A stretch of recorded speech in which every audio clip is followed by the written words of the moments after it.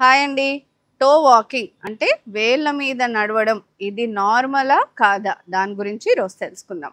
పిల్లలు నడక స్టార్ట్ చేసినప్పుడు, వాళ్ళు ఎక్స్‌ప్లోరేషన్ ఫేజ్‌లో ఉన్నప్పుడు, అప్పుడప్పుడు వేళ్ళ మీద నడుస్తూ ఉంటారు.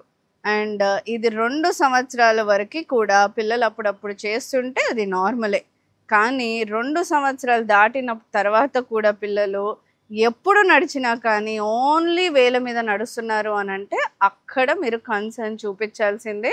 అండ్ ఎవాల్యుయేషన్‌కి డాక్టర్ దగ్గరికి తీసుకెళ్లాల్సిందే.